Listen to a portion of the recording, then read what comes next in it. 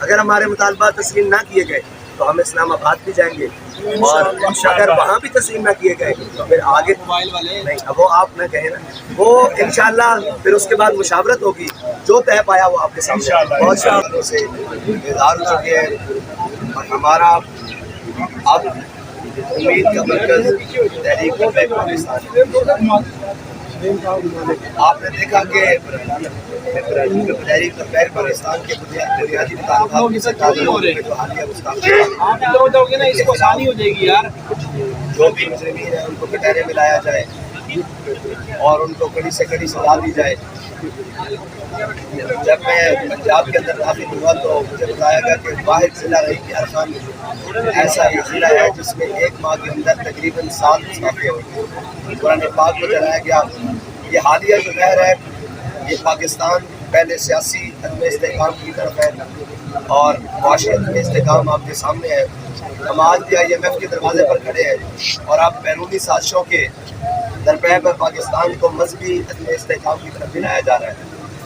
اس ساری چیزوں کو روکنے کے لیے تحریک لبیک پاکستان نے یہ پاکستان بچاؤ مارچ کیا ہے، اور اس وقت پاکستان جو اپنی 76 سالہ عمر پوری کرنے کو ہے، اور پاکستان آج بھی ان نااہل حکمرانوں اور ان نااہل طرف ٹولوں کی وجہ سے اور ان جھوٹے دعوے داروں کی وجہ سے آج کے دن بھی IMF کے دروازے پر کھڑا ہے۔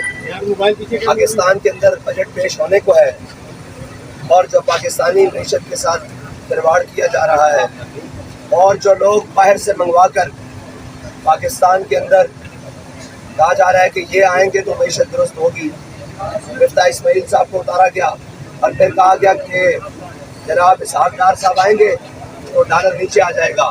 جب وہ آئے تو ڈالر 300 بھی اس سے بھی اوپر اڑان بھر گیا، اور الحمدللہ تحریک لبیک پاکستان نے جب یہ مارچ کا اعلان کیا ہے تب سے ہر چیز کی قیمتیں نیچے آنا شروع ہو گئی ہیں۔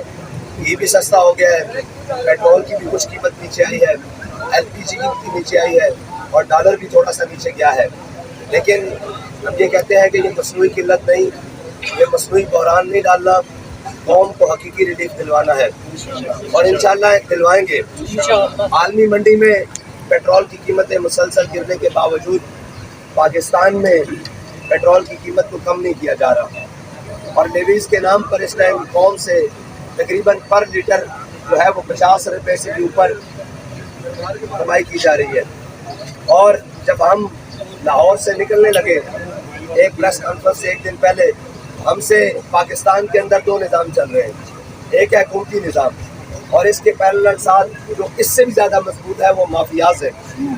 پاکستان کے اندر جو مافیاز ہیں انہوں نے رابطہ کیا کہ آپ پیٹرول کے در پہ کیوں ہیں، آپ کیوں اس کو سستا کروانا چاہتے ہیں، آپ ہمیں اپنے اکاؤنٹس دیں، آپ ہمیں خفیہ اکاؤنٹس دیں، قومی اسٹائل کے اکاؤنٹس دیں، ہم 5 روپے پر لیٹر آپ کے اکاؤنٹس میں ڈیلی آپ کو کمیشن بھیجتے ہیں، اور آپ بھی خاموشی سے بیٹھے اور آپ بھی خاموشی سے بیٹھے۔ تو میں بڑا حیران ہوا کہ یہ کون سے لوگ ہیں، وہ حکومت سے ہٹ کر جو مافیاز جو اس وقت حکومت سے بھی زیادہ مضبوط ہے، بلکہ اس ریاست میں سب سے زیادہ جو لوگ مضبوط ہیں وہ مافیاز ہیں، وہ لینڈ مافیاز ہوں، وہ پیٹرولیم کے اندر مافیاز ہوں، وہ جناب تھانہ کلچر کے مافیاز ہوں، وہ پٹوار خانے کے مافیاز ہوں، وہ جناب واٹر ٹینکر کے مافیاز ہوں۔ اس وقت پاکستان کو مختلف جہتوں سے گھیر رکھا ہے، جہاں سے جس کا بس چلتا ہے سیاستدانوں کا چلتا ہے، سیاستدانوں نے گھیر رکھا ہے، جہاں سے مافیاز کا بس چلتا ہے مافیاز نے گھیر رکھا ہے۔ پاکستان کے اندر بیک وقت اتنے بحران چل رہے ہیں کہ اس وقت قوم کو، اور کہتے ہیں الیکشن، ہم الیکشن کے حامی ہیں، آئین کے مطابق حامی ہیں، لیکن ہماری یہ التجا ہے کہ الیکشن تک اس قوم کو زندہ تو رکھا جائے۔ آج رات گزشتہ رات جو خبر آئی ہے تقریباً 7% گیس کی قیمتوں کو بڑھایا جا رہا ہے، تقریباً 400% وہ بنتا ہے، 400% 50% بڑھا دیا ہے، وہ 50% جو گیس کی قیمتوں کو بڑھایا جا رہا ہے۔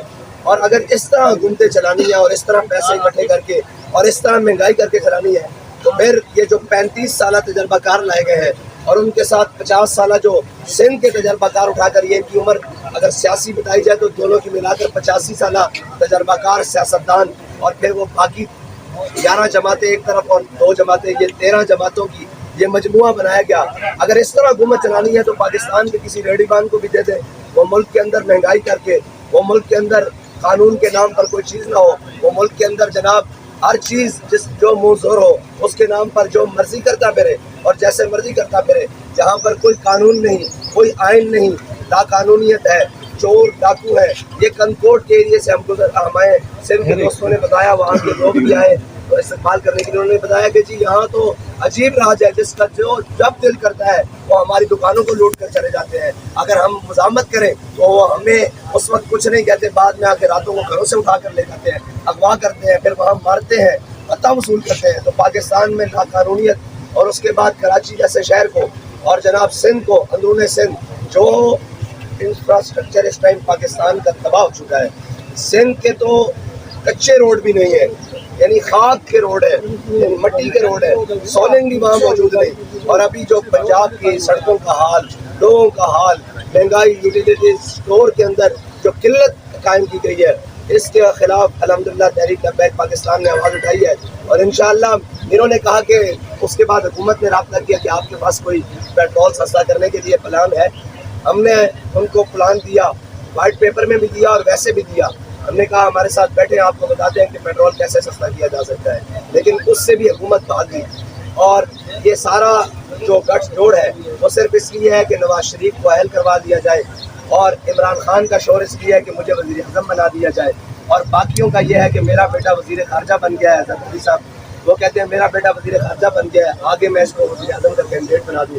پاکستان کی کسی کو فکر نہیں ہے, ادارے اس وقت تقسیم کا شکار ہیں, اور جو عدلیہ نے کردار عمران خان کے معاملے میں ادا کیا ہے وہ نہایت مشکوک اور نہایت گناؤنا ہے. اگر اسی طرح کے بینیفٹس ان لوگوں کو ملتے رہے, جب یہ کٹہرے میں آتے ہیں ان کو پوچھا جائے, اور یہ جب ہم مثالیں دیتے ہیں کہ اگر حضرت عمر سے پوچھا جا سکتا ہے کہ جناب یہ کرتا کہاں سے بنایا گیا ہے, تو ان سے بھی پوچھا جائے جنہوں نے یہ اربوں روپے پاکستان سے باہر بھیجے ہیں.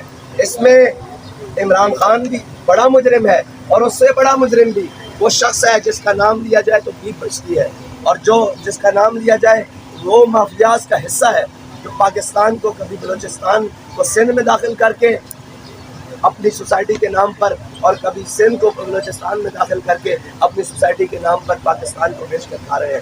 تو ہم الحمدللہ ان سب کے خلاف, اس ظالمانہ اور جابرانہ نظام کے خلاف نکلے ہیں, اور قوم ہمارے ساتھ ہے. آپ کا کوئی سوال؟ آپ کیا سمجھتے ہیں کہ ساری صورتحال کا حل کیا ہے؟ اس ساری صورتحال کا حل یہ ہے کہ پاکستان کے اندر ہر تقسیم کی بجائے پاکستان کے ہر شخص اور ہر ادارے وہ اپنے آئین کے مطابق پاکستان کے ساتھ کھڑا ہونا چاہیے, نہ کہ فیوریٹ شخصیات کے ساتھ. آپ اسلام آباد میں دفعہ 144 نافذ ہے, تو آپ بھی وہاں پہ جا رہے ہیں, تو اس حوالے سے کوئی مذاکرات ہوئے ہیں؟ ابھی تک تو ہماری کوئی بات نہیں ہوئی, اور اگر اسلام آباد میں دفعہ 144 نافذ ہے تو دفعہ 144 ان لوگوں کے لیے ہوتی ہے جو شر پسندی کرتے ہیں. الحمدللہ ہم کراچی سے چلے ہیں سندھ, اندرون سندھ, اور آج ملتان کی سرزمین پہ ہے. نہ ایک پتا ٹوٹا ہے, نہ کسی کو کوئی جناب ہم سے تکلیف ہوئی ہے, بلکہ فصلیں آم کی پکی ہوئی, باغات پکے ہوئے, ہمارے کارکنان گزر کے آئے ہیں, دکانیں کھلی ہوئی, بازار کھلے ہوئے, ریڑھی بان اپنی ریڑیاں فروٹ لگائے ہوئے, ہم گزر کے آئے ہیں. کوئی ایک شخص بھی یہ شکایت نہیں کر سکتا کہ یہاں ان لوگوں نے ہمیں کہیں تکلیف پہنچائی. آپ یہ دیکھتے ہیں کہ الیکشن کب تک ہو رہے ہیں؟ ہاں, یہ بہت بڑا سوال ہے کہ الیکشن کب تک ہو رہے ہیں. جب اسمبلیاں تحلیل ہو جائیں گی, اور اگر الیکشن اپنے وقت پر نہ ہوئے تو پھر انشاءاللہ ہم الیکشن کراؤ مارچ کریں گے. الیکشن کے حوالے سے آپ کیا کہتے ہیں؟ دیکھیں, الیکشن جب آئے گا تو ہم انشاءاللہ تیار ہیں. اگر اپنے وقت پر ہوا تو انشاءاللہ مکمل تیار ہے. محمد تیاری کے علاوہ ایک بات یہ بھی ہے کہ آپ کو یا دو سوال ہیں. پہلی بات تو یہ ہے کہ آج کل جو کپڑا دور ہے جو لوگ خود کی جماعتوں میں شامل ہو رہے ہیں, کیا جو لوگ تحریک کے بیگ کا نعرہ لگائیں وہ آپ کی جماعت میں آ سکتے ہیں؟ اور دوسرا, آپ کا کرائٹیریا کیا ہوگا؟ دیکھیں, آپ نے جو بات کی یہ تحریک علماء کی بھی ہے, صلحاء کی بھی ہے, مشائخ کی بھی ہے, عوام کی بھی ہے, وکلاء کی بھی ہے, ہر طبقہ ہائے فکر سے تعلق رکھنے والے شخص کی ہے. یہ میرے قائم ہے کھڑے ہیں, یہ علماء نہیں ہے, یہ وکلاء ہے, یہ جناب تاجر برادری ہے, ہر شخص کے لیے ہے. اور وہ کہتے ہیں نا کہ صلاح عام ہے یارانہ مقتدان کے لیے. تو ہم اور دوسری بات یہ آپ نے کہا کہ کوئی تحریک لبیک رہنا چاہیے. ہم کردار کو پرائیورٹی دیتے ہیں اور ہم کسی بھی مال یا اس کے جار یا اس کے خاندان کو پرائیورٹی نہیں دیتے. اگر وہ کردار کا صاف ہے، وہ جو شخص بھی ہے جیسا بھی ہے، انشاءاللہ ہماری تحریک میں وہ آئے، ہم اس کو عزت بھی دیں گے، مرتبہ بھی دیں گے. سعد بھائی، آپ کیا سمجھتے ہیں کہ ملک میں اس وقت جو حالات چل رہے ہیں آپ کے سامنے، اور آپ کا یہ مارچ جو ہے یہ کیا نتائج اس کے سامنے آ سکتے ہیں، آپ کیا سمجھتے ہیں؟ اور دوسرا یہ کہے گا کہ جو پاک فوج اس ٹائم جو حالات ہوئے ہیں، آپ کا کیا پیغام ہے پاک فوج کے حالات؟ دیکھیں، جو ملک کے اس وقت حالات ہیں وہ آپ کے بھی سامنے اور میرے بھی سامنے ہیں. پاکستانی عوام کو شاید اب اس سے غرض نہیں کہ ہم پر حکمران کون رہے. ان کو غرض اس سے ہے کہ ہمیں سہولیات کون میسر کر سکتا ہے، ہمیں فائدہ کون سے مل سکتا ہے، پاکستان کو درست پر چلا کون سکتا ہے. اور ہمارے مارچ سے کم از کم یہ تو فائدہ ہوا ہے کہ آپ جب پیٹرول پمپ پر جاتے ہیں تو آپ کو پیٹرول سستا ملتا ہے. جب رکشے والا LPG کی دکان پر جاتا ہے تو اس کو 400 روپے کم، 390 روپے، 360 روپے کم سستی گیس مل رہی ہے. اور ہمارے سے یہ تو ہوا ہے کہ کوئی غریب دکان پر جاتا ہے تو اس کو گھی سستا ملتا ہے. ابھی ہم ملتان تک پہنچے ہیں، اسلام آباد تک جائیں گے تو انشاءاللہ آٹا بھی سستا ہوگا، انشاءاللہ بھی سستی ہوگی، بہت ساری چیزیں. اور پاکستان، آپ نے فوج کے حوالے سے بات کی ہے تو دیکھیں جی، فوج ہمارا فخر ہے، ہر لحاظ سے فخر ہے. اور پاکستان کے ساتھ، عوام کے ساتھ جو فوج کا تعلق ہے وہ محبت کا تعلق ہے. رہی بات سیاست میں اور رہی بات ان معاملات کی، تو دیکھیں ہم نے بھی بہت سارے اس ملک میں 5 کریک ڈاؤنس کا سامنا کیا ہے، ہماری شہادتیں بھی ہوئی ہیں، لیکن ہمیں اپنے اور بیگانے کی تمیز نہیں ہے. ہمارے لوگوں میں، ہمیں بھی آ کر لوگوں نے مشورے دیے ہیں ایسے کر لیا جائے، ایسے کر لیا جائے، لیکن ہمارے بزرگوں نے ہمیں یہ سکھایا ہے، گھٹی میں پڑھایا ہے کہ یہ پاکستان ہمارے بڑوں نے بنایا. اس پاکستان کی بقا ہمارے ساتھ ہے. میں آپ کو گارنٹی سے کہتا ہوں کہ یہاں سے جو شخص ریٹائرڈ ہو کے جاتا ہے اس کی لندن، آسٹریلیا، وہاں جا کے بیلجیم جا کے بریک لگتی ہے. ہمارا جینا مرنا اس ملک کے ساتھ ہے، ٹھیک ہے. اور ہمارے لیے فخر کا باعث ہے، ہم یہی مریں گے اور یہی دفن ہوں گے. نہ ہمارے کاروبار باہر ہیں، نہ بچے باہر ہیں، نہ تعلیم باہر ہے، نہ صحت باہر ہے. آپ فوج کی تنصیبات اور رجحان پہنچانے والا آپ کس نظر سے دیکھتے ہیں اور آپ کیا سمجھتے ہیں کہ یہ بات؟ دیکھیں، اس میں ہماری رائے یہ ہے کہ جنہوں نے بھی ایسے قوم کو ابھارا اور قوم کو آگے لے کر گئے، ان ذمہ داران کے خلاف کارروائی ہونی چاہیے. عوام تو کسی بھی لیڈر کے پیچھے ہے. آج میں کھڑا ہوں کہیں اعلان کروں تو یہ لوگ اس طرف چل پڑیں گے، تو ذمہ دار میرے ساتھ یہ کیبنٹ کے لوگ. اور قوم کے بچوں کو ریلیف دینا چاہیے. ان سے اگر غلطی ہوئی بھی ہے تو ہم معافی تحریر کرنا چاہیے، یا ان کو کم از کم اس وقت اس راستے سے نہیں گزارنا چاہیے کہ پھر ہمیں خدا نہ خواستہ خاک ہمارے منہ میں کہ ہمیں بلوچستان جیسے حالات سے گزرنا پڑے، ہمیں سندھ جیسے حالات سے گزرنا پڑے، ہمیں PTM جیسی اور جناب خیبر پختونخوا جیسے حالات. آپ کی اپنی قوم کے بچے ہیں، اگر ان سے غلطی ہوئی ہے تو ہم پیٹتے رہے. جب ناموس رسالت کی بات آئی تو کہا جاتا رہا حضور نے سب کو معاف کیا. تو آج ہم بھی کہتے ہیں کہ آپ ان کے بچوں کو معاف کریں. جو ذمہ داران ہیں ان کو ضرور کٹہرے میں لائیں، ان کو جناب قانون کی گرفت میں لائیں، ان کو سامنے کھڑا کریں، جو ان کا جرم بدلا ان کو لبیک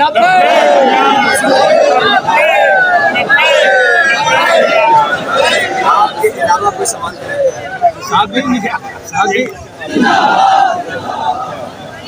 دیکھیں، ہمارے مطالبات ہیں ان میں مطالبہ یہ بھی ہے کہ پاکستانی حکومت فی الفور ڈاکٹر عافیہ صدیقی کی رہائی کے لیے عملاً اقدامات کرے. اور اگر ہمارے سارے مطالبات تسلیم کر دیے جاتے ہیں تو ہم وہیں دعا کریں گے پاکستان کے لیے، اسلام کی سربلندی کے لیے، پاکستان میں رہنے والی عوام کے لیے ختم کر دیں گے. اگر ہمارے مطالبات تسلیم نہ کیے گئے تو ہم اسلام آباد بھی جائیں گے، اور اگر وہاں بھی تسلیم نہ کیے گئے تو پھر آگے نہیں، اب وہ آپ نہ کہیں نا، وہ انشاءاللہ پھر اس کے بعد مشاورت ہوگی، جو طے پایا وہ آپ کے سامنے. بہت شکریہ. صاحب بھائی کے لیے اور تحریک لبیک کے لیے دعا کریں.